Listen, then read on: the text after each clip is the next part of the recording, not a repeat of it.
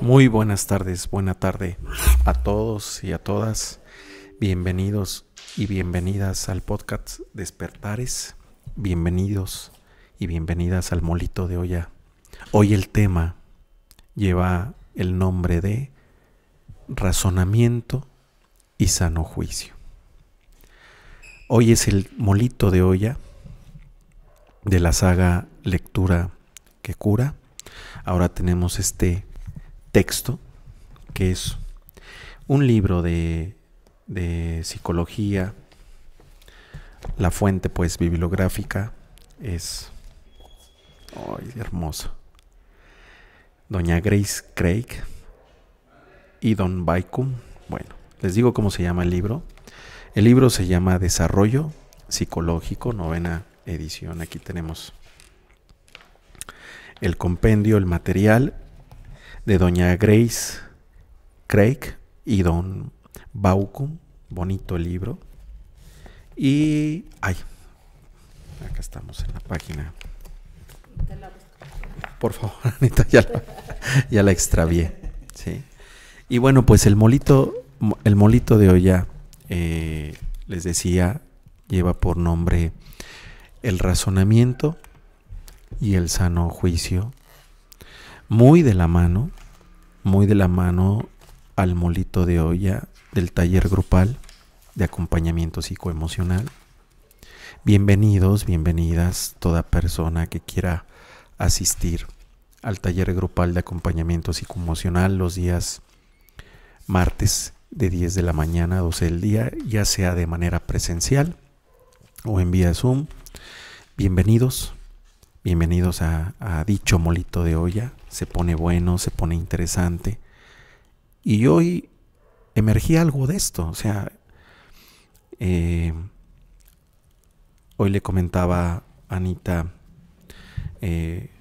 cuando llegué al inicio del taller, antes de iniciar el taller, le decía a Anita si aceptaba la invitación a participar en el podcast de hoy. Y ella comentó, ¿sí? Y le digo, pues vamos a darle con un texto que tienes, del libro que tienes a la vista, porque lo tenía ahí a la vista. Y pues accedió. Y de eso trata el molito de olla de hoy. Por eso hoy tengo como invitados a Ana Posas y al buen Alex Citro. Y bueno, pues les decía, muy, muy sincrónico con lo que emergió en la sesión del taller grupal de acompañamiento psicoemocional, donde ¿qué veíamos? De acuerdo al material que emergía, al contenido de la sesión,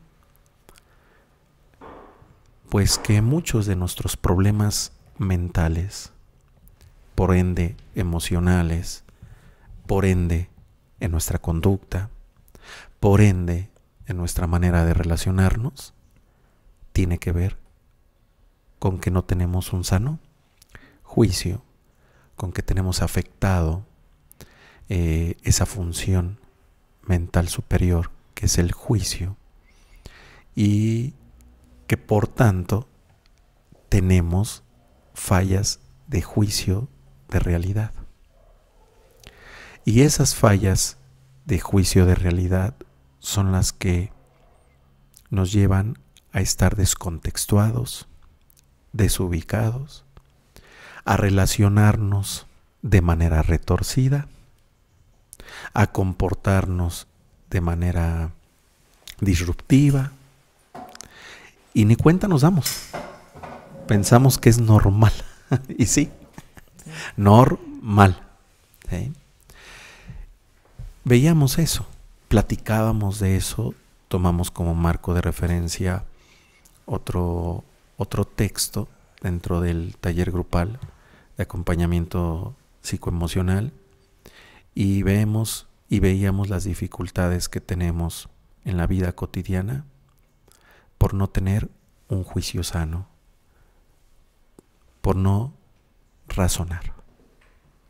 Ojo y oído, es muy diferente razonemos a querer tener la razón. Eso incluso es falla de juicio. Aquel que quiere tener la razón a pesar de que sabe que está en falta, a pesar de que a leguas se ve la falla, todavía hasta defiende la falla. Ese es el juicio enfermo. Defendemos las fallas, es decir, no las reconocemos, las negamos, las evadimos y más aún, culpamos a un otro. Bien, le voy a dar lectura a la lectura y enriquecemos, mi querida Ana y mi querido Citro. Aportamos, compartimos, platicamos, nos reímos y a ver qué emerge. ¿Sí? Démosle. Bueno, nos dice: ideas de Piaget sobre el razonamiento y el juicio moral.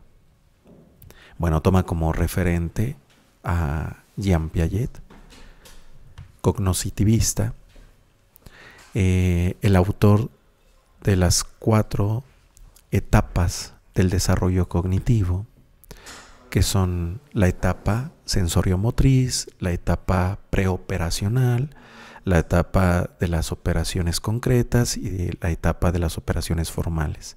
Y que cuando relacionamos el desarrollo cognitivo con el desarrollo psicosexual, con las etapas psicosexuales de Freud, y nos vamos con Erikson, y se hace un cóctel bien bonito, ¿a poco no, Ana? Sí. ¿Sí? Y aporta bastante. Cuando vemos los diferentes autores en su diferente campo de estudio, unos en el área cognitiva, otros en el área psicosexual, otros en el área psicosocial, y bueno, se hace un cóctel de frutas muy sabroso y muy nutritivo y aporta mucha luz. Abuelito Fuego, aporta mucha claridad. Es bonito leer no para hacernos, válgame la expresión, burros de biblioteca. Es bonito leer para encontrarnos en la lectura. A través de la lectura nos es posible meditar. A través de la lectura nos es posible reflexionar. A través de la lectura nos es posible discernir. A través de la lectura fortalecemos y estimulamos las funciones mentales superiores. Y bueno, beneficios. En su momento, cuando di la introducción a esta saga, compartí sobre esos beneficios de leer y más aún de hacer de la lectura algo curativo, algo medicinal. Y pues vamos a ver. Nos dice: ideas de Piaget sobre el razonamiento y el juicio moral. Con los años, los niños aprenden de alguna manera a distinguir entre el bien y el mal, entre amabilidad y crueldad, generosidad y egoísmo. Un juicio moral maduro supone algo más que el aprendizaje mecánico de reglas y convenciones sociales. Exige tomar decisiones respecto del bien y el mal. La manera en que los niños aprenden la moral es tema de muchas discusiones. Los teóricos del aprendizaje social sostienen que el condicionamiento y el aprendizaje por observación son el medio principal. En opinión de los teóricos psicodinámicos, la moral nace como defensa contra la ansiedad y la vergüenza. Según los teóricos cognoscitivos, la moral, al igual que el desarrollo intelectual, se adquiere en etapas progresivas que están relacionadas con la edad. Aquí explicaremos esta aproximación. Piaget definió la moral como el respeto de un individuo por las reglas del orden social y como el sentido de justicia, la cual consiste en interesarse por la reciprocidad e igualdad entre los individuos. El sentido moral del niño proviene de la interacción entre sus estructuras incipientes de pensamiento y su experiencia social, que se acrecenta gradualmente. El sentido moral se desarrolla en dos etapas. En la etapa del realismo moral, al inicio de la niñez media, el niño piensa que todas las reglas han de obedecerse, como si estuvieran grabadas en piedra. Para él son cosas reales, indestructibles y no principios abstractos. Por ejemplo, los juegos deben realizarse con estricto apego a las reglas. En esta etapa, el niño juzga además la moralidad de un acto a partir de sus consecuencias, y no es capaz de juzgar las intenciones. Así, un niño pequeño pensará que el niño que por accidente rompe 12 platos mientras pone la mesa tiene más culpa que uno que intencionalmente destroza un plato por simple enojo. Hacia el final de la niñez media se llega a la etapa del relativismo moral. Ahora el niño comprende que los individuos de modo cooperativo crean y aceptan reglas y que están susceptibles de cambio cuando es menester. Este conocimiento permite que el niño se dé cuenta de que no hay un bien ni un mal absolutos y que la moral no se basa en las consecuencias, sino en las intenciones. Vamos de nuevo, ya lo leímos de corrido, vamos a ir leyendo y haciendo pausas en la lectura y vamos a ver qué vamos emergiendo. Nos dice, con los años, los niños aprenden de alguna manera a distinguir entre el bien y el mal, entre amabilidad y crueldad, generosidad y egoísmo. En primera instancia, ya Piaget nos sitúa pues en la niñez. Y dices, aquí somos adultos. Eso, en apariencia. Es bonito que, por eso estamos hablando, es un libro que habla de desarrollo psicológico.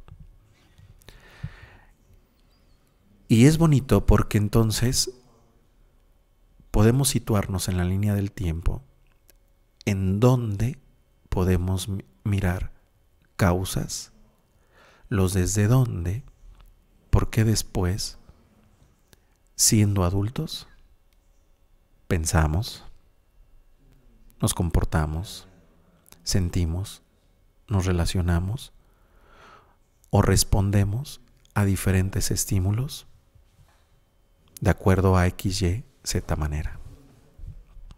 Y es interesante mirar en el desarrollo psicológico, es muy importante mirar la infancia, la niñez. Porque esto es como un árbol, somos como un árbol. Las raíces son esa infancia, esa niñez. Y el tronco va a estar en función de esas raíces. El tronco es cuando ya pasamos entonces a la pubertad, a la adolescencia, a la juventud primaria, que estamos por pasar a la adultez joven, a la adultez madura, que ya sería la copa del árbol que comienza a dar frutos, o porque hay dificultades para que un árbol dé frutos. Y nos está hablando Piaget de que cuando somos niños, nos está hablando de cómo aprendemos a distinguir entre el bien y el mal. Nos dice, entre el bien y el mal entre la amabilidad y la crueldad, entre la generosidad y el egoísmo. O sea, nos habla de dialécticas. Y nos dice, un juicio moral maduro supone algo más que el aprendizaje mecánico de reglas y convenciones sociales. Exige tomar decisiones respecto del bien y del mal. La manera en que los niños aprenden la moral es tema de muchas discusiones. Los teóricos del aprendizaje social sostienen que el condicionamiento y el aprendizaje por observación son el medio principal. Ojo y oído. Aquí nos están dando ya un referente de cómo es que aprendemos de manera general. Nos está diciendo, ¿sí?, los teóricos del aprendizaje social sostienen que el condicionamiento y el aprendizaje por observación son el medio principal. Es decir, que la manera en la que más se da el condicionamiento en nosotros, esa codificación, y el aprendizaje es a través de la observación, ¿sí?, a través del sentido de, a través de observar.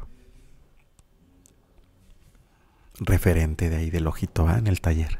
Sala, escucha. Los acompañantes, cuando les digo, ¿por qué se llama taller grupal de acompañamiento psicoemocional? Porque tenemos que desarrollar a los 3 acompañantes: la observación, la escucha y la sensopercepción. Esos acompañantes, esas habilidades hay que desarrollarlas para que nos acompañemos en esas situaciones psicoemocionales. Obsérvate, observa. Escucha, escúchate. Siente, percibe. Y aquí, acorde a lo que estamos leyendo, nos dice que los teóricos del aprendizaje nos dan la clave de la manera que generalmente aprendemos todos. ¿Cuál es la más significativa? La observación. Y después nos dice, en opinión de los teóricos, según los teóricos cognoscitivos, la moral, al igual que el desarrollo intelectual, se adquiere en etapas progresivas que están relacionadas con la edad. Aquí explicaremos esta aproximación. Y después nos dice, Piaget definió la moral como el respeto de un individuo por las reglas del orden social y como el sentido de justicia, la cual consiste en interesarse por la reciprocidad e igualdad entre los individuos. Y eso que Piaget, hasta donde yo sé, no convivió con los chamanes. Pero aquí está en sincronía con ellos, con cuestiones de la toltequidad y de los incas. Cuando hablan del Aini, los incas hablan de esa reciprocidad, el código Aini, ¿sí?, que es el código que habla de la reciprocidad, del dar, del recibir, dar y tomar, aprender a dar y aprender a tomar, ¿sí?, con equilibrio, porque es ahí donde después se dan las injusticias.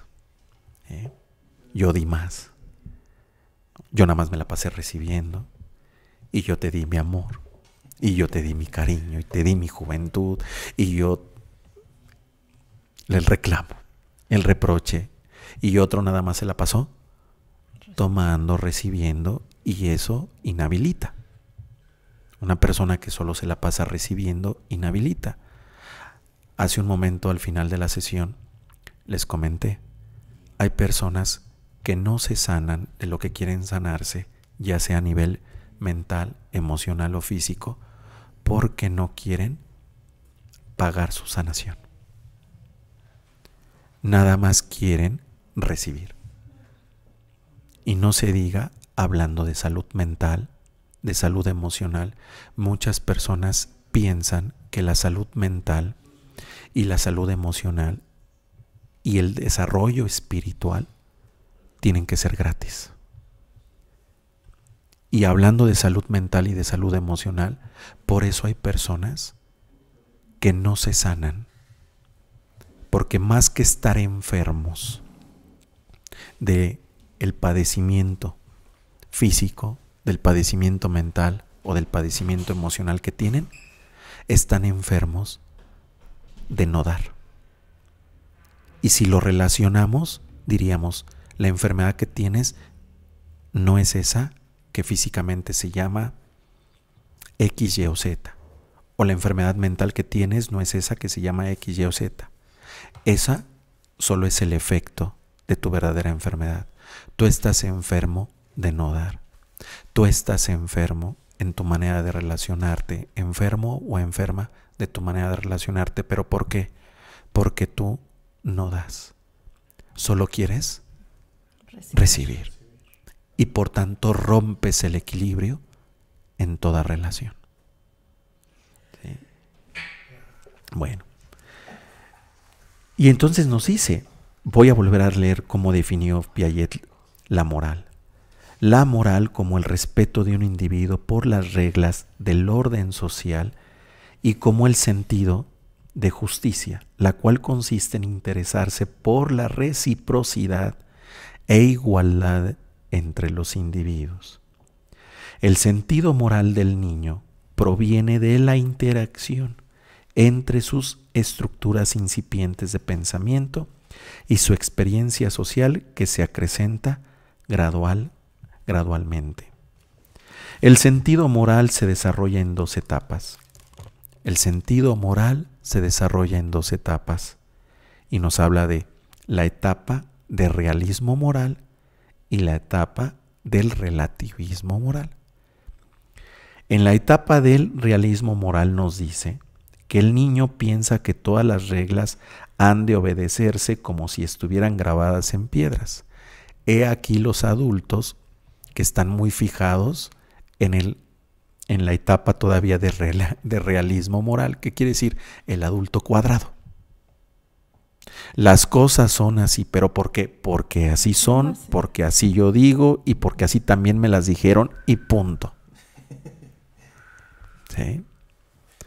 Y así encontramos todavía, aquí podemos, por eso mira, o sea, es bien interesante cuando leemos este tipo de lecturas, porque nos aportan mucha luz de, caray, aquí me encuentro, aquí me encuentro, ¿sí?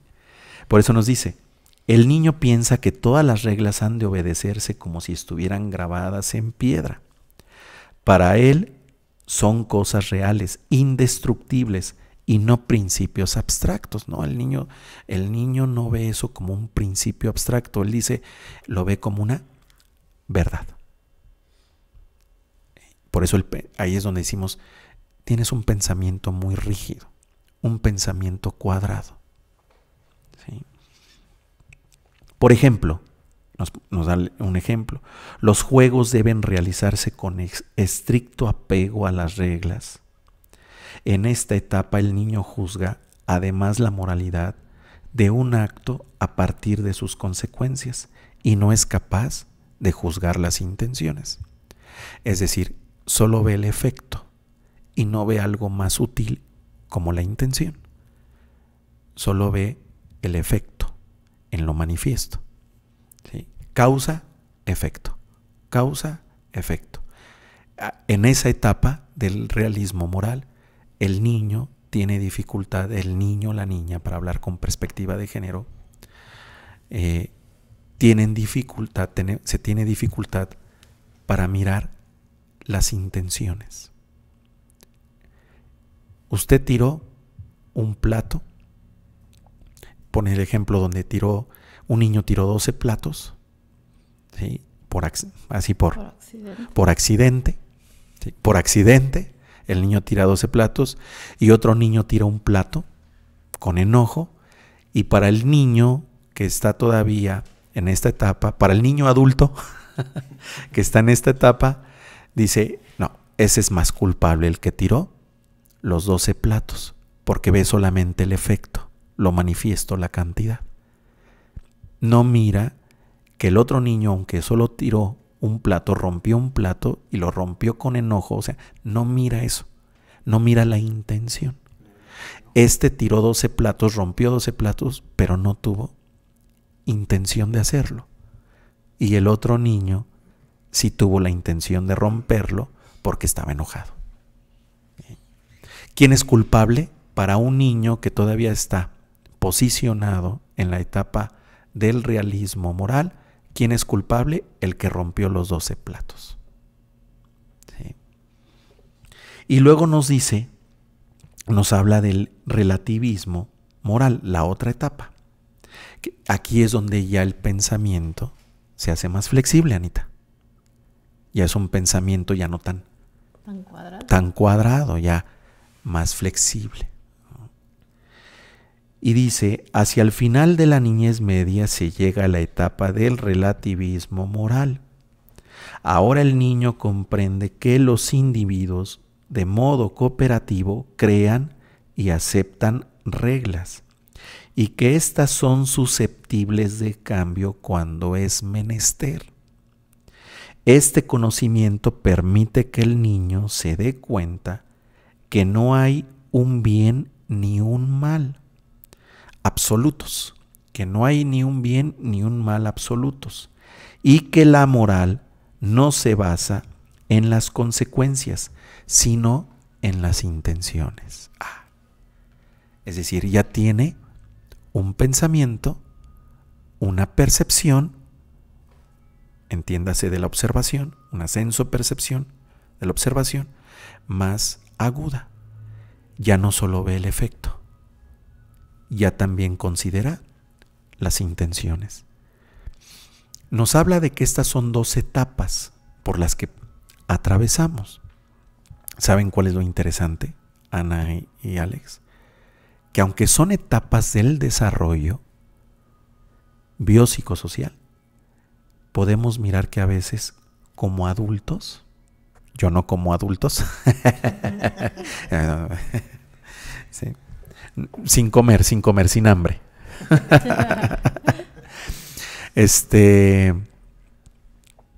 Válgame Dios, nada más me aceché.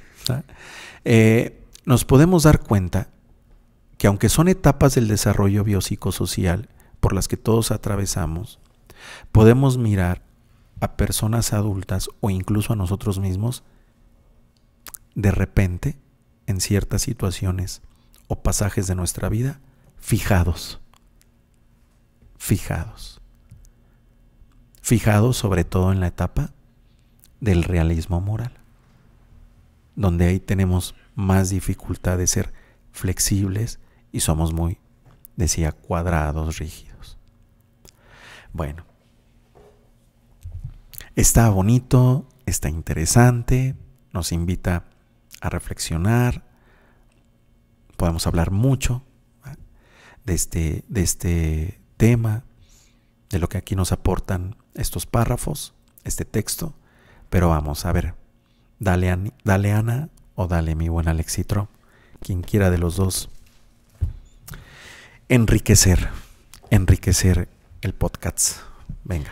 Pues mira, nos está hablando del bien y el mal. Si nosotros en aquel tiempo nos hubieran educado sobre eso, hubiera sido otras expectativas, ¿verdad?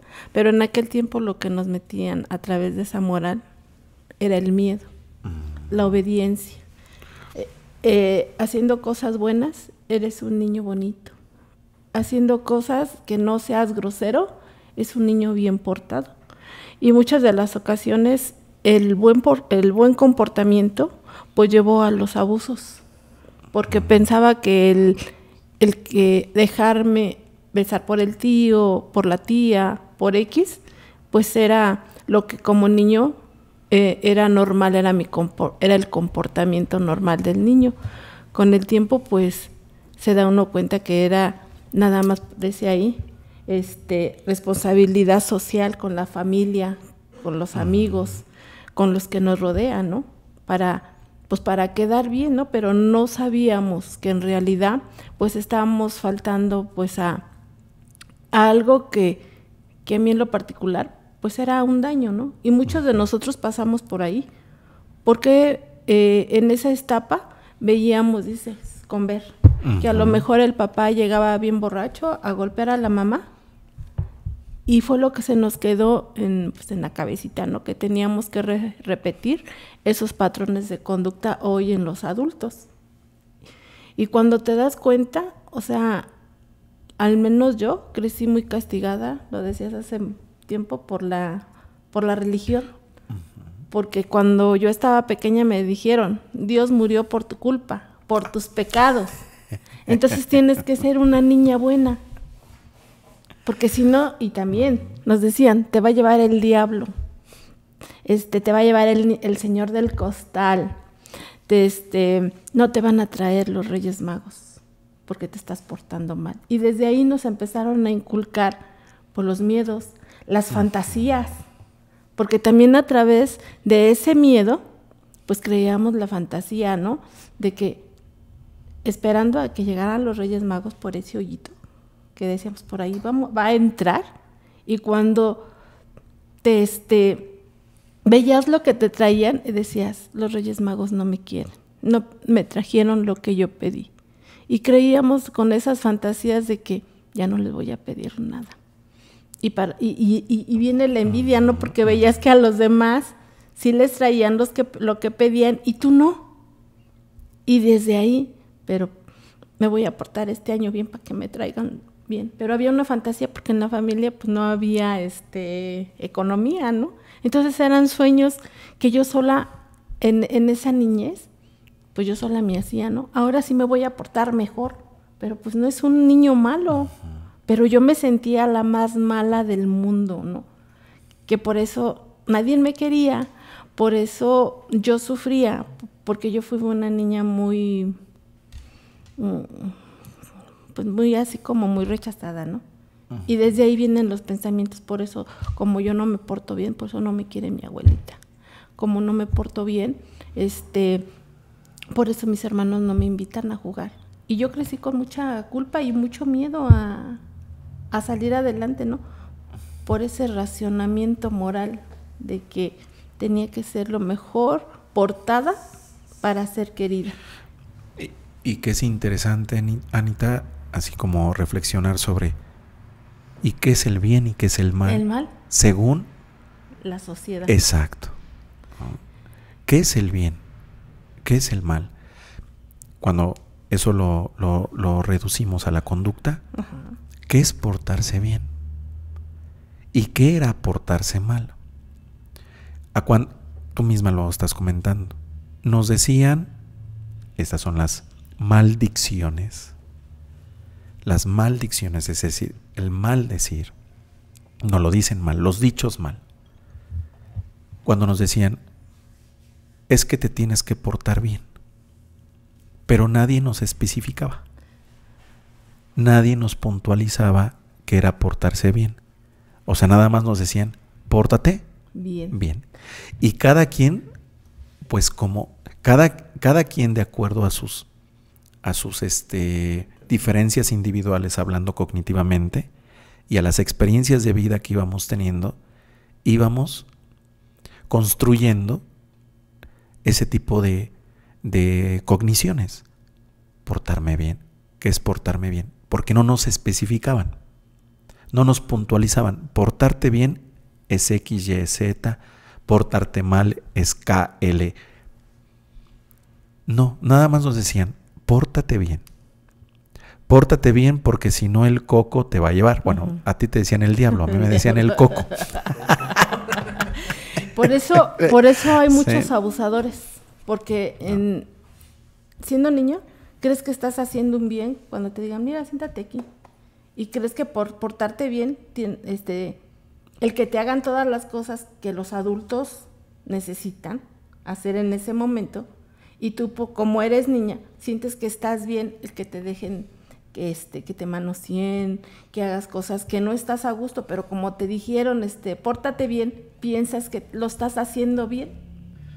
Entonces, por ejemplo, puede ser que en un contexto sociofamiliar o sociocultural, ¿no?, ese tipo de vínculos o de maneras de relación van construyendo ese tipo de cogniciones en el caso de la mujer, siendo niña. Portarme bien es permitir que el otro me toque, permitir que el otro me acaricie, permitir. Y bueno, volvemos a esta parte, o sea, es muy fino ahí. Sí. O sea, es muy fino y es de mucha reflexión. Porque según la norma, ¿no?, lo normal, la norma, el canon social de lo que es portarse bien o portarse mal. Tú pones el ejemplo donde lo que sitúas es, bueno, de ahí puede que se den o se dan ciertos abusos.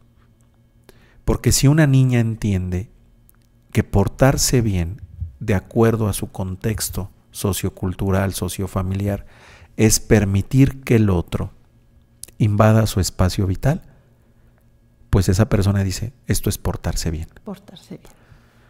En otros espacios sociofamiliares, portarse bien es delinquir. Sí. Y lo entienden como, pues me estoy portando bien. Porque esto es la norma de lo que hacen en el contexto familiar. Como dices, lo que ven. Exactamente. O sea, vamos a esto que nos dicen, a ver, ¿qué es lo que estamos observando?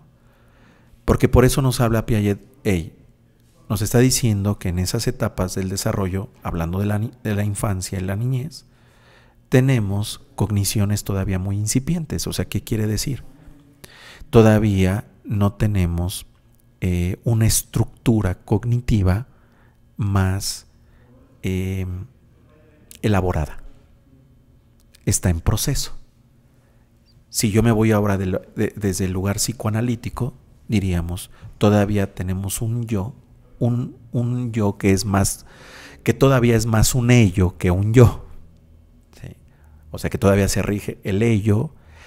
El yo es el ello y el yo es el superyo. Son las tres formas de nombrar al yo. Pero cuando estamos en la infancia y en la niñez, tenemos más ello. ¿Y qué quiere decir ello? Somos más dirigidos por el principio del placer. O sea, el niño hace cosas que le dan sobre todo placer. Conforme va en el desarrollo psicosexual también, va desarrollando un yo ya ejecutivo, que ya se rige por el principio de la realidad. O sea, es interesante ahorita la correlación, porque esas experiencias, o sea, ese desarrollo, ese sano juicio y la capacidad de razonamiento, la vamos construyendo a través, como dice, de esas estructuras incipientes que van madurando y a través de las experiencias que vamos viviendo. Y que está en función de acuerdo a un contexto sociocultural. ¿Qué es lo que estamos viendo en el otro? ¿Qué es lo que estamos viendo en las personas que nos rodean? En este caso, figuras paternas, o sea, figuras significativas, familia de origen. ¿Qué estamos observando? Hablando del bien y del mal. Porque ahí que entonces un niño, una niña puede decir, eso no está mal, hablando de una conducta delictiva. Eso para mi familia está bien. Está bien. Nos vamos a una cuestión donde hay abuso, ¿sí?, sea físico, sea emocional, y miramos la dinámica de relación y todos ahí se comportan así. Tan es así que después el niño aprende a comportarse así. O vemos a ese niño, a esa niña en el contexto escolar y miramos que se comporta así con los demás niños. El que pega, el que abusa, maltrata a otro niño, ¿sí? Y que cuando citamos entonces, a ver, trae a los papás, trae a la familia. Mismo, ¿no? Y dice, ok, ya entendí. ¿Sí? Voy a leer estos dos conceptos. Bueno, más bien son tres conceptos que nos ubica aquí la fuente bibliográfica, que es interesante escucharlos. Uno es el de responsabilidad social. ¿A qué se refiere la responsabilidad social? Obligaciones con la familia, los amigos y la sociedad en general. Eso es responsabilidad social. Las obligaciones que tenemos con el otro.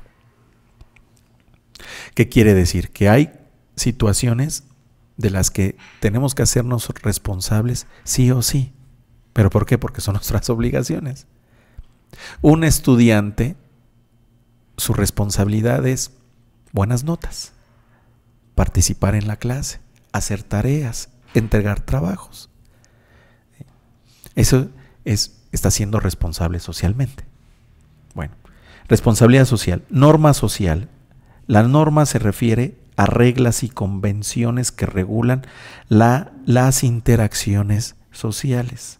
Las normas sociales se refieren a reglas y convenciones que regulan las interacciones sociales. O sea que las normas sociales también están en función de una cultura, de una sociedad, que por convención estructuran ciertas reglas. Y luego, bueno, ya teníamos el realismo moral y el relativismo moral. ¿Sí? Bueno, Anita, ¿quieres comentar algo más sobre el bien y el mal? Ajá, fíjate, sin ir tan lejos, ¿no? Ahorita que pasó, pues la pedida de los dulces del Halloween. Voy con mi nietecita al mercado y había, muy educada mi niña, le decía a las personas de los locales, ¿no? Buenas tardes, ¿está dando calaverita? Porque así le dijo la mamá. Y pues ella, o sea, se oía muy bonita. ¿Está dando calaverita? Ah, sí, hija, mírate. Y había un muñeco que tenía nada más así la charola con los dulces. Y no había nadie en el local. Y le digo, toma tu dulce. Le digo, no hay nadie, pero es para que lo agarren ustedes. Y ya agarra el dulce y lo echa en su calaverita. Y hasta eso no encajosa, no agarró muchos. Agarró uno y lo puso. Y a mí se me hace fácil agarrar una gelatinita que había.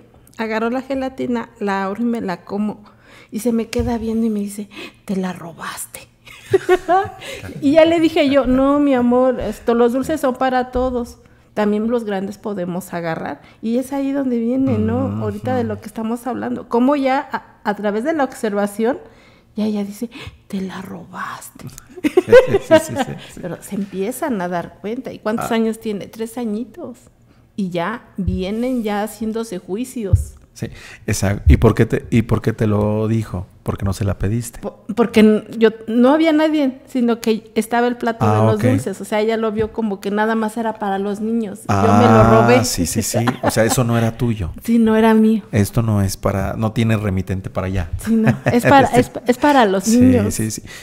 Y aquí podemos mirar esa parte del realismo moral. Sí. O sea, el niño, esto es para los niños, no para los grandes. Sí. Bueno, es que a veces los niños no se dan cuenta que habemos grandes niños. Niños grandes. O niños grandes. Pero sí me sorprendió mucho cuando ve que me lo como y te la robaste, cita. No, hija. Sí. Pero de repente se sentí, ay, creo que hice mal.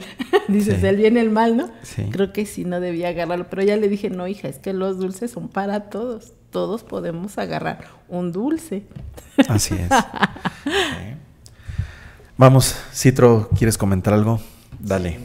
Bueno, ahorita escuchando a Anita, pues esta parte de la moralidad se inculca desde mi infancia por parte de mis padres, en la manera en que se relacionan, en la manera que hablan entre ellos y también la manera en que se comunicaban conmigo.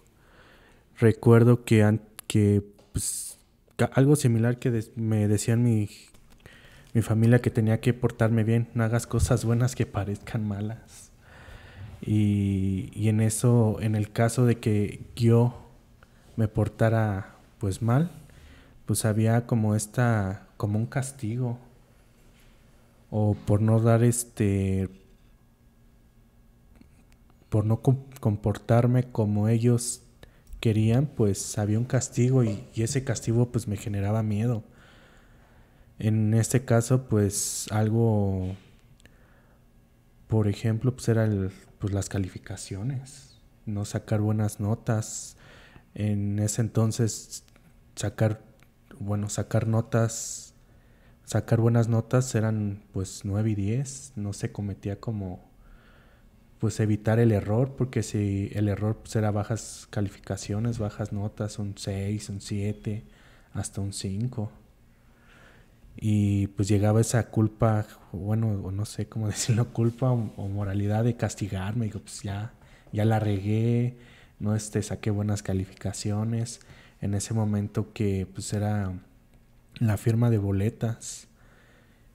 Y uno mismo va creciendo con esas ideas de portarse bien, portarse mal, pero como tal, pues no hay como una definición de qué era portarse bien y portarse mal.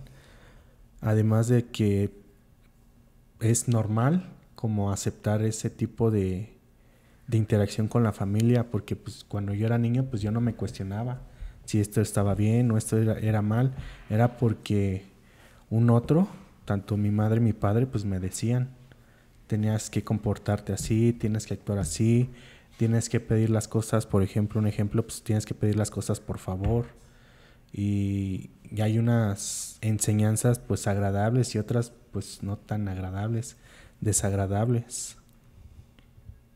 Además de que pues de que me hizo sentido en esta parte de observar, porque pues yo observaba observaba y veía pues a mi familia y también me comportaba de esa manera o respondía de esa manera que tanto mi padre y mi madre lo hacían, pero pues yo no me daba cuenta esa manera de responder y relacionarme. Uh-huh.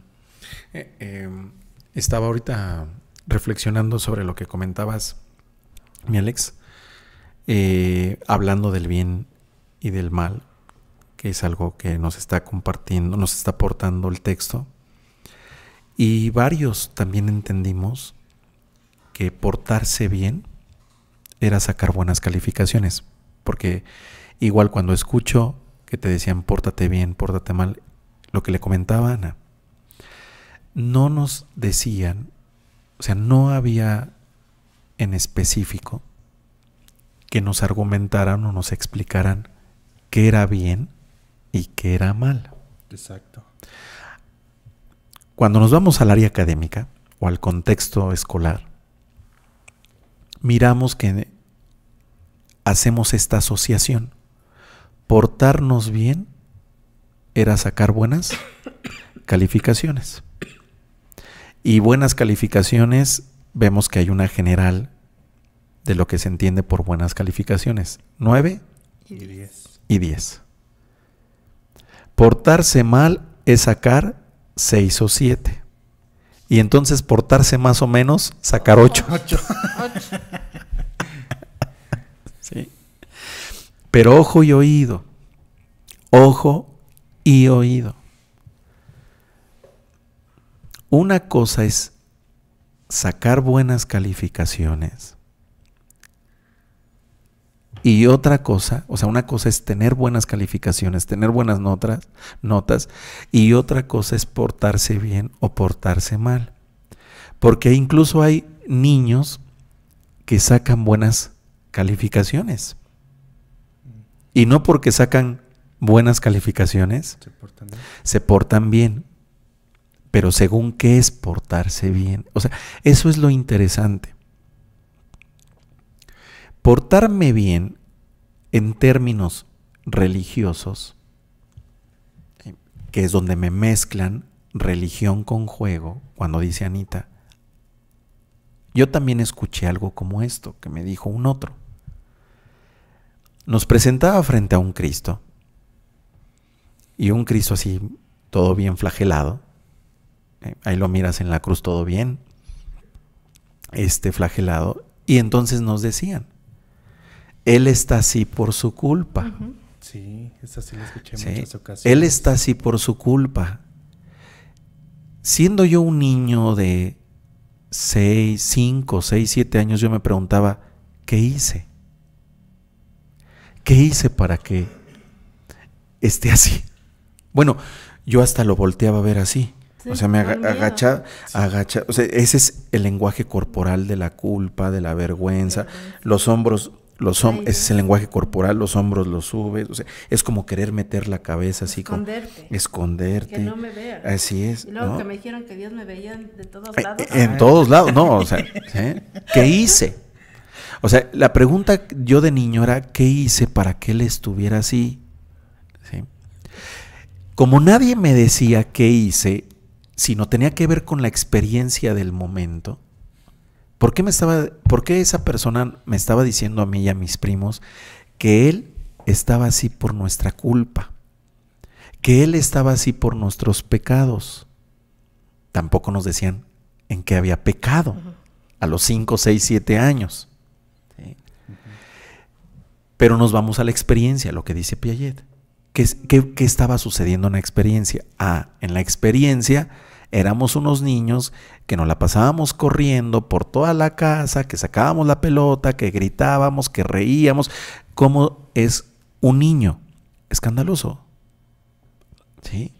Con mucha pila, digamos, con mucha energía. ¿Alguna vez han ido a una escuela en el receso? ¿En el recreo? Sí. No, pero sí lo recuerdo. O sea, tú ves a los niños y ríen y juegan y cantan o sea, esa energía.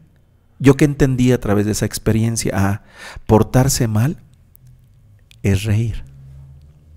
Portarse mal es jugar. Es decir, ese adulto en ese momento, para controlarnos, porque era lo que hacíamos cuando nos juntábamos los primos, ¿qué hacíamos? Pues jugar. ¿Y qué jugábamos? A las escondidas, a las strike, con la pelota, y pues eso genera ruido, y el adulto, que está en otra etapa, en otro juicio, ¿sí? En otro esquema, ve al niño, ¡oy! Siéntate, o sea, Cállate. Siéntate, calla, así como por eso luego estudian derecho, ¿no? Y luego ya quieren componerse estudiando terapia sistémica. Bueno, no. Ahí entendemos cosas bien bonitas, ¿ves? Porque incluso después nos dedicamos a los que nos dedicamos. Sí. La experiencia de ese momento, el por qué esa persona adulta, familiar, nos decía, a ver, pásenle para acá. Y nos decía, él está así por su culpa. Él está así por sus pecados. Es decir, pecados era estar jugando, estar riendo, estar pateando la pelota, estar corriendo de un lugar a otro por toda la casa. Y para controlarnos, entonces nos daban nuestra maldición de culpa. ¿Y cómo creen que ya salíamos de esa habitación? Pues ya bien domaditos. Seditas. Tranquilos. Ya íbamos y nos sentábamos al lado de nuestra mamá. En la banqueta. Ojo y oído, porque ahí vienen asociaciones. Se van creando cogniciones, asociaciones inconscientes bien poderosas, que incluso, ya bien grandote, Anita, en mi caso, gente bonita, a través del análisis, para eso es el análisis, uno va haciendo consciente cuestiones inconscientes como que disfrutar es asociación inconsciente. Disfrutar es malo. Sí. Disfrutar es malo. Y cuando uno ve el contexto social en el que uno se está desarrollando y en un espacio terapéutico cuando te recapitulas, recapitular para reprocesar, reelaborar, y nos hacen preguntas como estas. Platícame 3 eventos donde viste a tu papá de manera individual disfrutando. Platícame 3 eventos, situaciones donde viste a tu mamá disfrutando. Ahora platícame 3 situaciones donde hayas visto a tu papá y a tu mamá conviviendo y que disfrutaran. Incluso preguntas como esta. platícame situaciones, 2 o 3 situaciones donde tu papá y tu mamá, a través del vínculo que tenían, se demostraban afecto. Luego, ¿qué crees? ¿Qué encuentras cuando haces esa recapitulación? Yo no veía a mi mamá disfrutando. Yo la veía quejándose. Llorando, reclamando, sobre todo por cuestiones económicas y por cuestiones emocionales en relación a mi papá. No está. O sea, mi papá no estaba y a mi mamá se le disparaba la neurosis. Y mi papá ya llegaba y entonces mi mamá ya se regulaba. O sea, ¿quién era la medicina de mi mamá? Tu papá. Mi papá. También de mi mamá. ¿Sí? ¿Quién era la medicina? Ver a mi mamá disfrutar, que disfrutara de lo que hacía. Y cuando recapitulas sobre los pasajes, sobre la línea del tiempo, recapitular, ver a mis papás disfrutar, si disfrutaban de lo que hacían, de sus ocupaciones, de sus actividades, y entonces ver que en lugar de disfrutar lo que hay más, o que no hay disfrute, y lo que sí hay es queja, reclamo, frustración, entonces vas entendiendo, en mi caso, que había una cognición, un esquema, donde todo lo que sea disfrutar, que es malo. Y lo aprendí desde niño, cuando jugábamos y los tíos, cállense, siéntate, ya no se estén riendo. ¿Sí? Hace poco estaba en una cabaña con mi familia y haciendo una actividad, y en la noche nos acostamos en la cama. Una de las cabañas de la cama era king size y íbamos, solo no fue mi hija Melanie, pero iba Susana, iba Frida, Jimena, y estaba yo, y cabíamos los 4 en la cama, y de repente a Susana le dio un ataque de risa donde contagió a Frida, contagió a Jimena, y también yo me contagié, y reflexionamos en ese momento que si hubiéramos estado, o sea, reflexionábamos, le comentaba a Susana, en otros momentos nuestros papás se hubieran levantado y nos hubieran dicho, ya cállense. Sí. Con una fregada, qué escandalosos son. Ya es hora de dormir. Te cuento 3 para que te calles. Bien.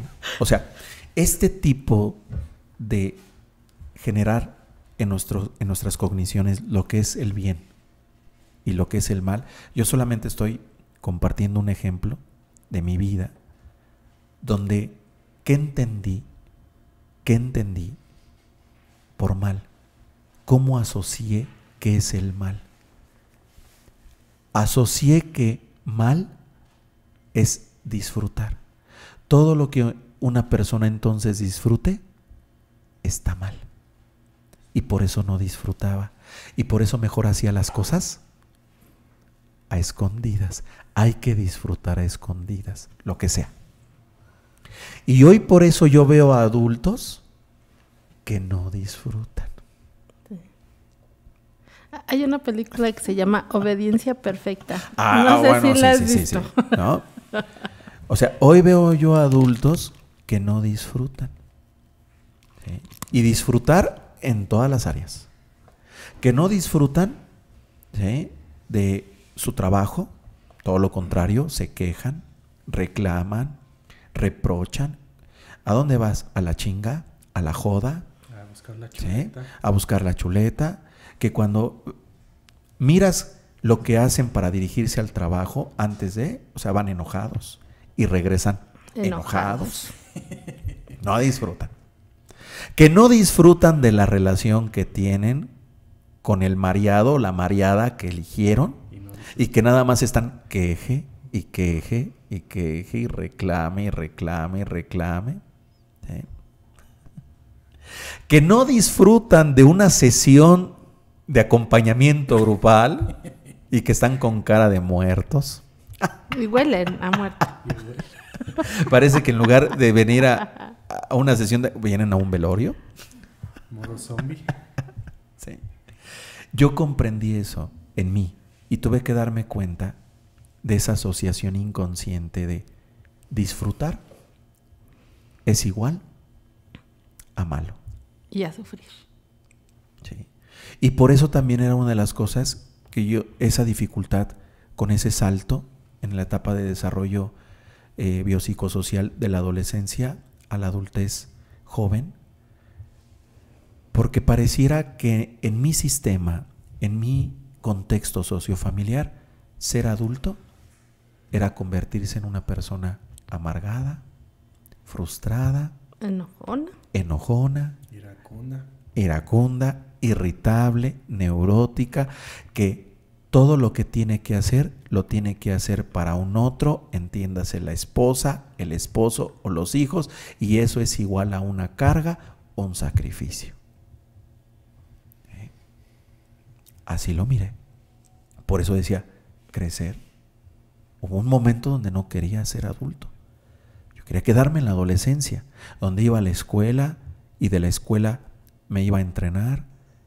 Entrenaba martes, miércoles, jueves, viernes en fútbol. Fines de semana eran los partidos, a veces aquí y a veces en otro estado. Y esa era la vida que yo disfrutaba. Y que entonces crecer, ser adulto, significaba ya no estar ahí. Ahora era trabajar para un otro, era casarte, tener hijos, joderle, pagar. Y estar enojado. ¿Y por qué tenía que pagar? Porque desde allá, desde la infancia, niñez, venían ciertos condicionamientos. Debes. ¿Pero por qué debo? Debes. Es tu culpa. Él está así por tu culpa. Entonces, debes. Después ya nada más haces la transferencia. Ese Cristo que está ahí todo flagelado, ahora nada más transfieres ese símbolo y ahora quien ves así es al papá sacrificado. Él está así porque sacas malas calificaciones. Ahora pones ahí a tu mamá, ella está así porque yo no me porto bien.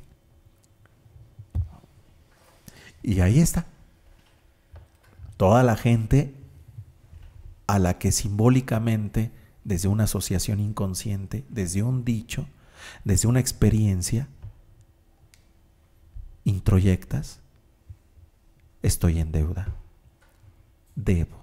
Por eso yo tenía mucho ese discurso, Ana, Alexitro y gente bonita, debo. Y mira que cuando dije debo, se apagó. Se acabó la vela. Acá hay otra, ¿no? Sí. Ay, ahí donde ubiqué el debo, se apaga la luz. Se acabó la vela. ¿Sí? Debo, debería, debí. ¿Sí? O debes que hacer. Debes. Esto es interesante, muy interesante lo que nos aporta y reflexionar sobre esto que es el bien y el mal. Y el mal. Porque ¿qué es el bien? ¿Y qué es el mal? ¿Y según qué? ¿O según quién? ¿O según qué canon? ¿Qué contexto? Bueno, yo ya platiqué una experiencia donde yo aprendí por la experiencia y por lo que un otro a través de esa experiencia me dijo, condicionamiento, disfrutar es igual a mal. Eso está mal. Está mal que disfrutes. ¿Sí? Bueno, luego por eso hay gente que estudia psicología o hay gente que quiere estudiar derecho para enderezarse.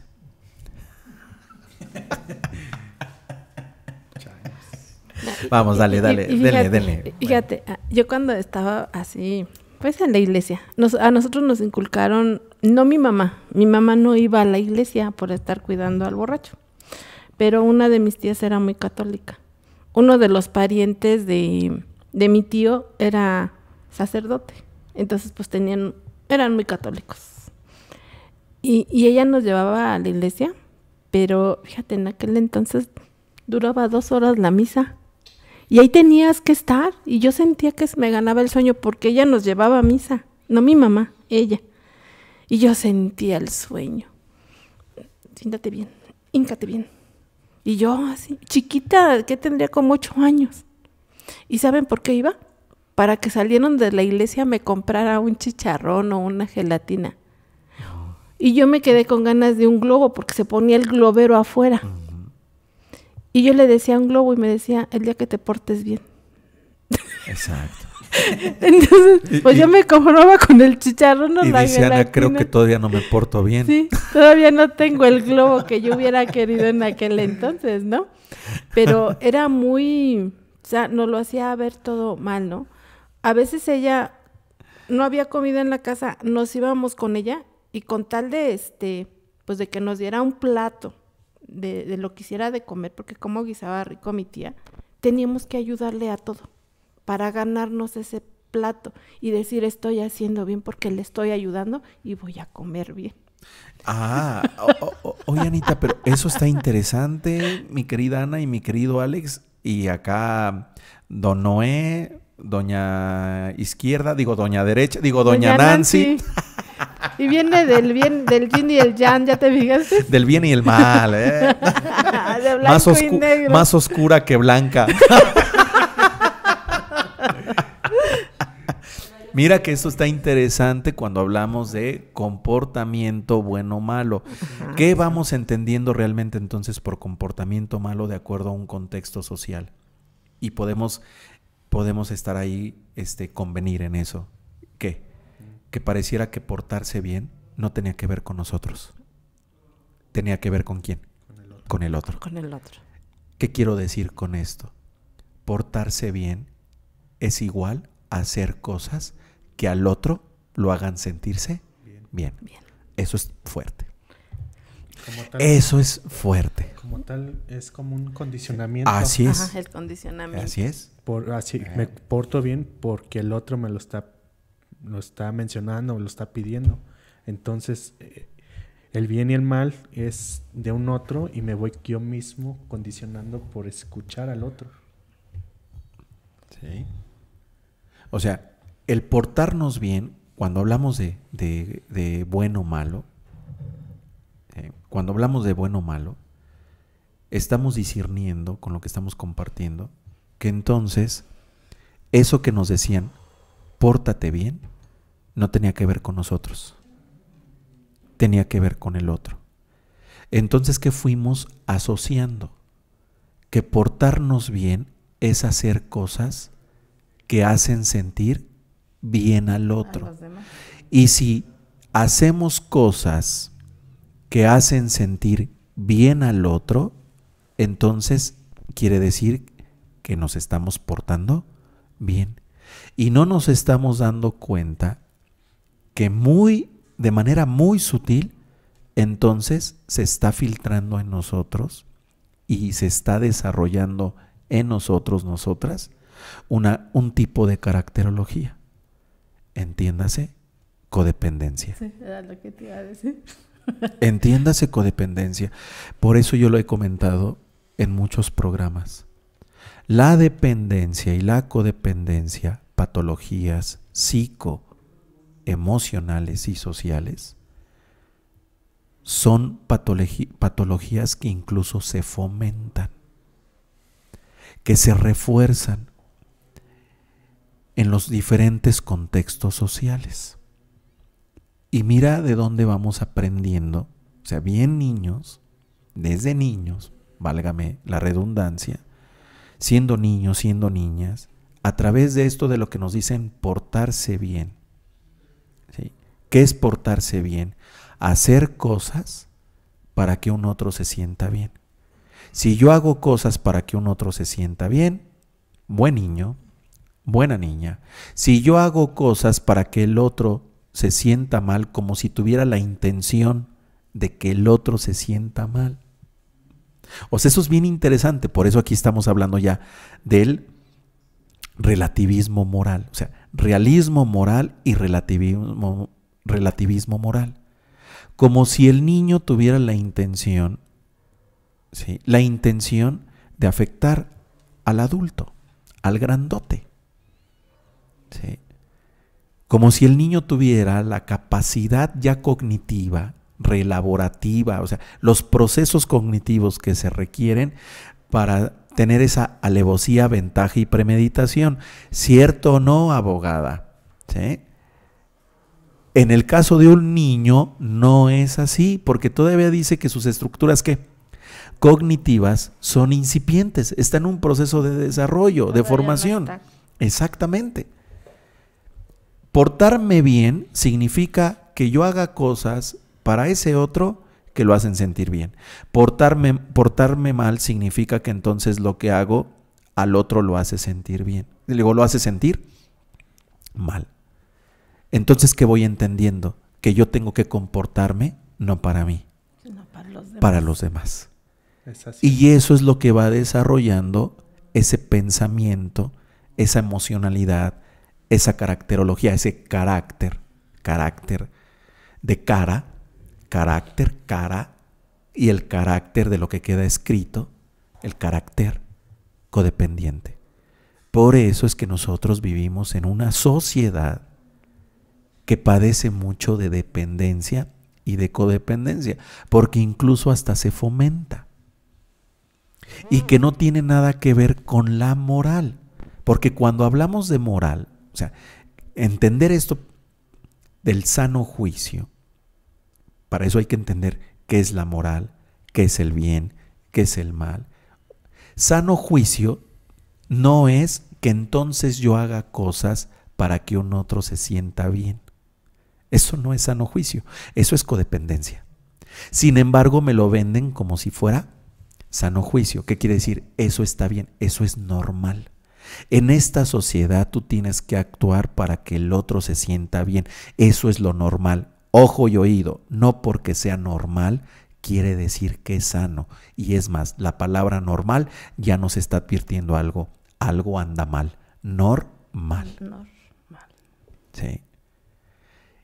Moral no se refiere a como nosotros luego lo entendemos. El ánimo. Me bajaste la moral, Ana. Me bajaste la moral, Citro. Me bajaste la moral. Como el Noé que siempre anda de moral baja. ¿No?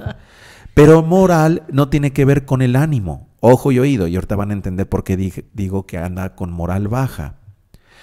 Moral se refiere a costumbres, creencias, tradiciones, que tienen que ver con un comportamiento correcto o incorrecto. Eso es muy diferente. Por eso hay un paso que nos habla de hacer un inventario moral. ¿Sí? Bueno, en un método.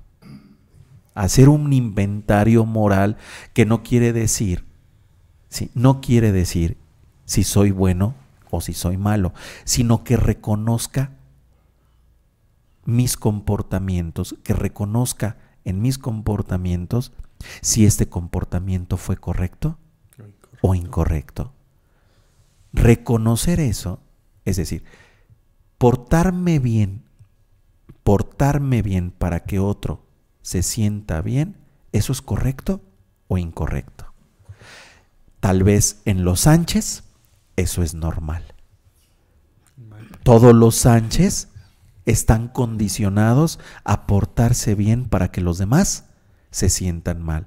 Todos los Sánchez piensan, creen y sienten que el estado emocional del otro depende de lo que ellos hacen. Por eso es que los Sánchez van haciendo cosas para el otro, se sacrifican por el otro y para el otro. Lo que deciden por el otro y para el otro. Eso no significa que los Sánchez, porque hacen cosas normales en ese contexto, según un condicionamiento, un patrón, no quiere decir que los Sánchez tienen un sano juicio. ¿Qué quiere decir? No quiere decir que esa manera de comportarse es correcta. Todo lo contrario, podemos mirar que es patológica. Y que de ahí va a venir después la queja, el reclamo, el dolor y el sufrimiento. Yo hice esto por ellos. Yo hice esto por mi marido. Yo hice esto por mi esposa. Yo hice esto por mis hijos. Y mira los ingratos cómo me han pagado. Quiere decir que lo que hiciste no lo hiciste para ti y desde ti. Lo hiciste para que ellos hicieran lo que tú querías que hicieran. Y cuando ellos no hicieron lo que tú querías que hicieran, entonces te frustraste y el pensamiento es, ¿para qué hice todo eso? Evaluamos, clarificamos, analizamos y decimos, eso lo haces porque tienes un condicionamiento. Aprendiste en algún momento de tu vida, que probablemente es allá, en los vínculos primarios, en la infancia y en la niñez, aprendiste a relacionarte y a comportarte con el otro para que el otro estuviera bien. ¿Y para qué aprendiste a hacer cosas para el otro? Para que así el otro hiciera las cosas que tú querías. Y eso se llama control. Y es lo que decimos que es una doble moral. Ande usted. ¿Sí? Eso se llama codependencia, eso se llama control, eso es patología. Por eso después desarrollamos eso que se llama neurosis. Y más aún, neurosis de perfección. Siéntate, cállate, escúchate, no hagas ruido, no molestes, pórtate bien, saca buenas calificaciones. Y por eso tenemos de repente jóvenes que tienen una cabezota así simbólicamente, pero un cuerpecito chiquito. Y que cuando tú a ese joven le dices, vamos, yo le preguntaba una vez a una persona, Anita, Ana, ¿cuál Anita? Ana. Yo le preguntaba una vez a una persona, Ana y Alex Citro, ¿qué es lo peor que has hecho? Y él comentó, ¿lo peor que he hecho en mi vida? Sí. O sea, lo peor, así, la travesura más grande. Y dice, ir a jugar maquinitas con el dinero de las tortillas. Te estoy hablando de una persona de 40 años. Sí. ¿Se va entendiendo? Sí. Oscura. Fíjate, cuando estaba pues en la casa, ¿cuántos años no miré un cuadro que salía en los calendarios? Antes me traían imágenes, ¿no? Donde estaba el cielo y el infierno, y había gente formada. Y abajo para el infierno pues iban todos los ricos, las prostitutas, iban acá, ¿no? Y todo arriba, todo el ser humano, el humilde, se veían pobrecitos. Muchos años lo tuve ahí presente porque pues era un cuadro religioso y ahí tenía a mi mamá y vieras cómo me causaba miedo. Un día que tuve la oportunidad de hacer limpieza en mi casa ya más grande, lo tiré. Lo tiré. Igual el cuadro donde está ¿qué? Las almas del purgatorio. Porque me decían, así te vas a quemar donde sigas de pecado. Claro. Y lo interesante era preguntar, ¿y qué es eso de ser pecadora? Pues no en sabía. mi caso, yo ya les platiqué, en mi caso, ¿sí? Gracias a tener ese espacio de análisis, pude darme cuenta que en ese contexto sociofamiliar, familia paterna, familia materna, ser pecador es disfrutar. ¿Sí? No hay derecho a disfrutar. Para mí no ir a las tortillas, Oh. ya eso te hacían pecar por desobediente. O sea, por no hacer algo a lo que un otro te mandaba. Ajá. Sí. Por eso tenemos esa costumbre de que cuando nos dicen, nos hablan, un adulto nos habla, decimos, mande. ¿Sí? Sin reflexionar por qué decimos mande. Eso es cuando llegamos a un espacio terapéutico donde podemos reelaborar, reprocesar y decir, ¿por qué respondo así? Este es el automático. Eso es lo que tengo implantado, condicionado. Fulanito, mande. Así, automático, porque eso se llama buena educación, según. Y ahorita que lo mencionas, Beto, esto de responder mande, muchas ocasiones pues yo no respondía al mande porque el mande me lo inculcó mi padre, que recuerdo. Dice, no se dice qué, se dice mande, pero yo nunca, bueno, yo que recuerdo algunas ocasiones llegué a mencionar el mande y mayormente respondía ¿qué pasó? ¿O qué? Y me corregían, dice no se dice qué, se dice mande. Y ahorita que lo mencionaste se me lo recordé. Pero lo interesante es mirar en esa dinámica de relación, Misitro, lo que eso nos va, el efecto que eso va teniendo en nuestra manera de pensar, de sentir y de comportarnos y de relación. O sea, lo interesante, porque te está colocando en un lugar donde el otro es el amo y tú eres el esclavo. El esclavo. Y ya, ojo y oído, yo no estoy cuestionando ahorita al manual de Carreño de las buenas conductas, o sea, de los buenos modales. Estamos reflexionando sobre esto que es decir, estamos razonando y estamos reflexionando sobre cómo se va construyendo el sano juicio, o mejor dicho, de acuerdo a lo que estamos compartiendo. Más bien, ¿qué es lo que tenemos tan implantado, tan codificado, tan condicionado, que no nos permite tener un sano juicio? ¿Sí? En esa palabra, en esa respuesta automática, mande, hay otras personas que dicen a la orden. ¿Sí? Y todo ese tipo de respuestas se entienden como respuestas donde lo que estás mostrando es buena conducta. Eso es ser bueno. ¿Sí? Mira qué educado es el niño. Mira qué educada es la niña. Sí. ¿Sí? O sea, eso es lo interesante. O sea, cuando reflexionamos, mira que cuando estábamos jugando y estábamos riendo, carcajeando y corriendo en el patio de aquí para allá, el adulto no tolerable a esa actitud del niño, para controlar esa actitud, entonces le recita, le maldice algo como: él está así por su culpa, él está así por sus pecados. Y entonces, ¿qué es pecar? Por la experiencia, les decía, por la experiencia que teníamos en ese momento, pecar es igual a jugar, pecar es igual a reír, pecar es igual a andar disfrutando. Pecar es esto, ¿qué? Jugar, reír. Y por eso después crecemos y vemos adultos como los que están allá. ¿Sí? ¿Estás dando a entender? Dices, ¿a dónde? Allá, en Tumbuktu. En Tumbuktu. ¿Sí? O vemos adultos que toda la energía la quieren poner en cuestiones de los libros. Libros, libros, libros, libros. ¿Qué quiere decir? ¿Y todo lo demás? ¿Y tu centro emocional? ¿Y tu centro sexual social? ¿Y tu centro físico material? No. Libros, saber, saber, saber, saber, saber, saber. ¿Y qué vamos? ¿Cuáles son los efectos en el adulto?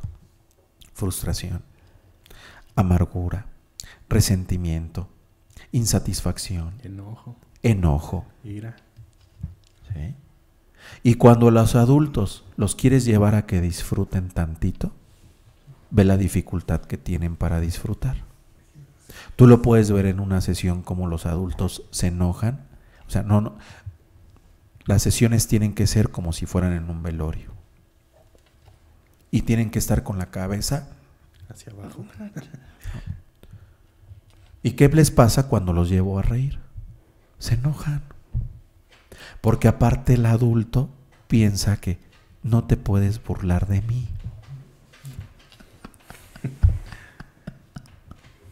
¿Sí me estoy? El adulto pierde ese es el adulto neurótico. Pierde la flexibilidad, pierde esa maleabilidad, que es lo que nos está diciendo Piaget.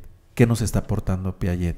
Dos tipos de moral, dos etapas de la moral. La moral realista, que es una moral rígida, porque al niño le falta desarrollo para procesar otro tipo de elementos en una situación, y por eso la moral del niño en ese momento es rígida. La del niño, yo puedo ver todavía adultos muy rígidos. Acá tengo uno. No estoy diciendo que tú.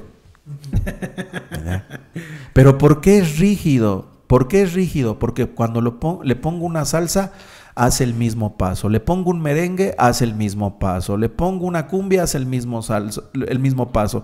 Le pongo un reggaetón, hace el mismo paso. Es rígido, no es maleable, no es flexible.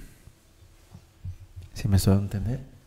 En cambio, el niño que ya pasó a la etapa de relativismo, de relativismo moral, ya es un niño más flexible, ya es un niño que ya considera otros elementos en la situación y ya ve otras cosas y dice, ok, estas son las reglas, pero pueden estar sujetas a cambio según las circunstancias, el momento, según si funciona, si no funciona, podemos mover las reglas. ¿Están de acuerdo? Sí.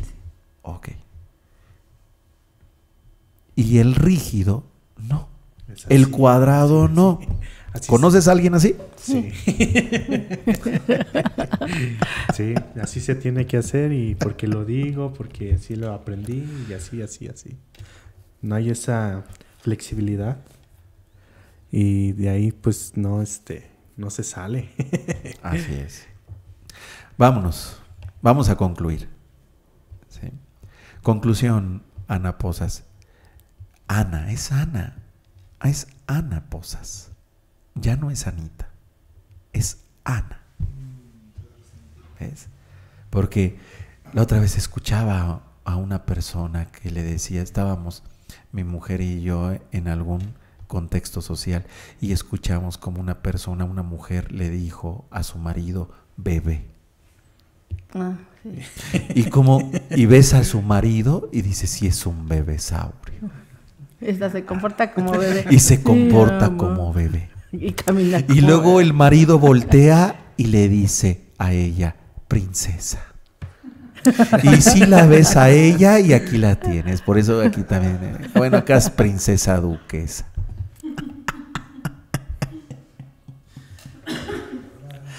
¿Ves? Ese tipo de percepción, de dicho, no es Anita, es Ana.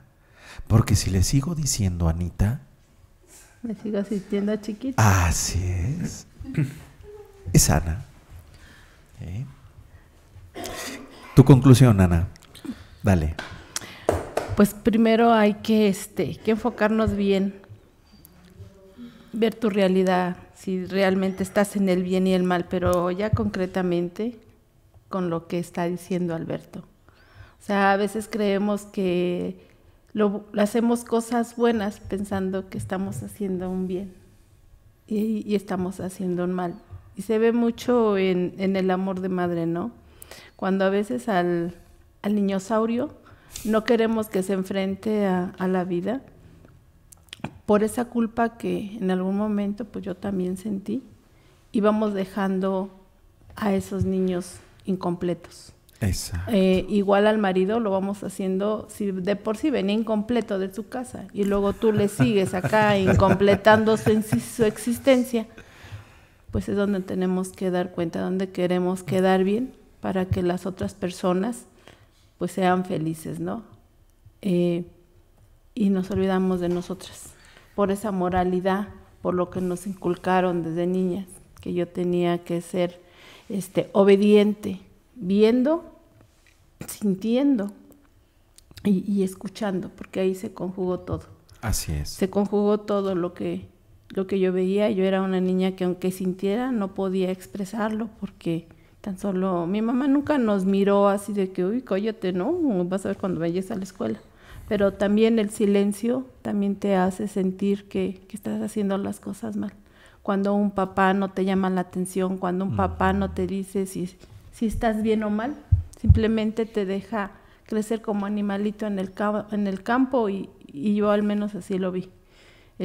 Crecer sola, sin educación, sin una expectativa, y haciendo nada más esos juicios morales a través de la observación, por el miedo a sentirme castigada, a sentirme pecadora, y a sentirme que no merecía ser feliz. Así es.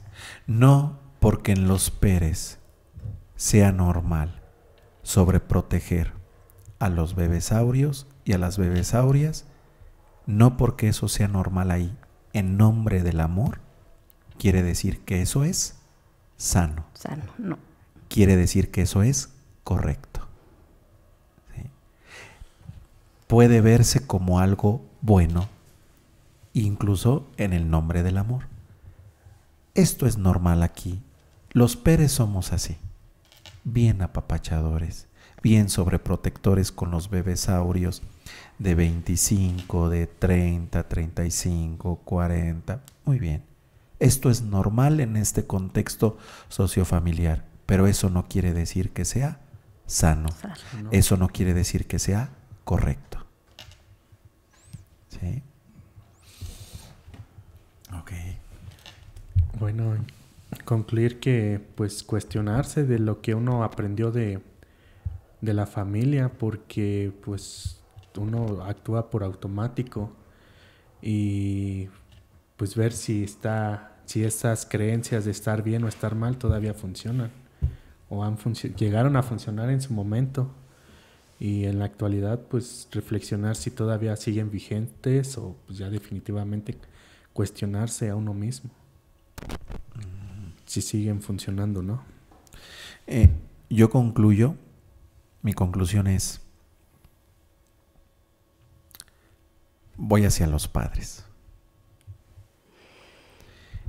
Hacia los padres que todavía están en esos pasajes de supervisar, de monitorear, de formar, que están en etapas todavía sensibles en el desarrollo formativo de sus hijos.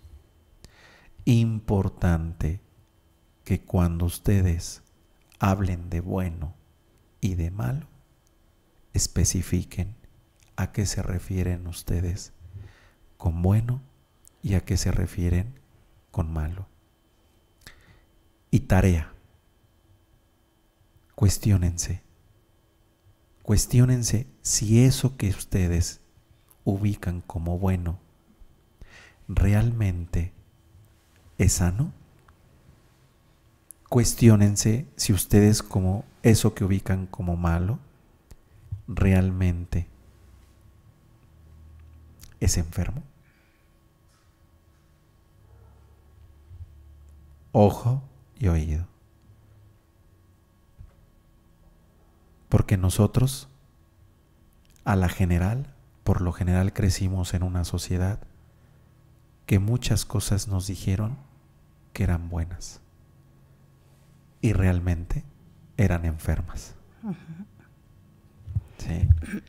Y las cosas que nos dijeron que eran enfermas o malas, realmente no es que fueran enfermas o malas.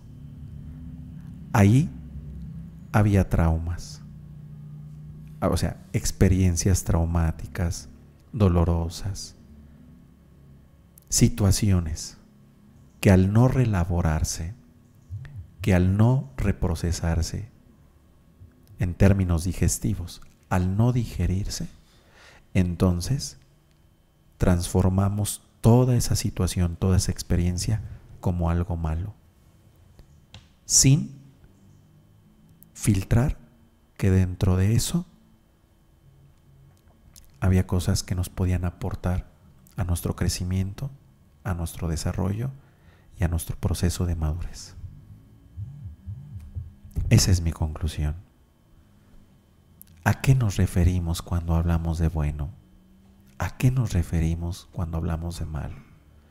Qué importante es especificar, qué importante es ser claros y qué importante es ser puntuales, porque si no, cuando hablamos de bueno y malo, sin ser puntuales, sin aclarar, sin ser específicos, sin ser descriptivos, lo único que queda es un signo de interrogación, donde cada quien, de acuerdo a la experiencia que está viviendo, pues va construyendo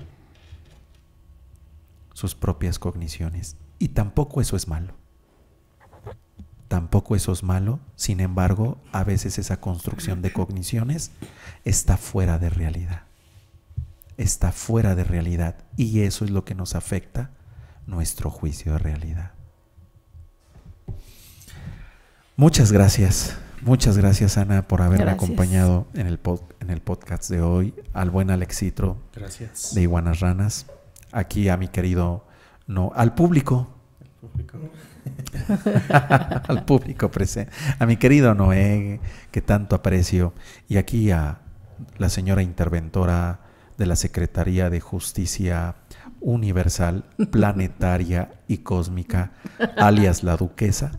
Muchas gracias por haber dado fe y legalidad a este programa, a este podcast. Gracias. También se le aprecia aquí a la compañera Nancy. Muchas gracias a ustedes. Gracias. Bendiciones y nos encontramos en el próximo capítulo.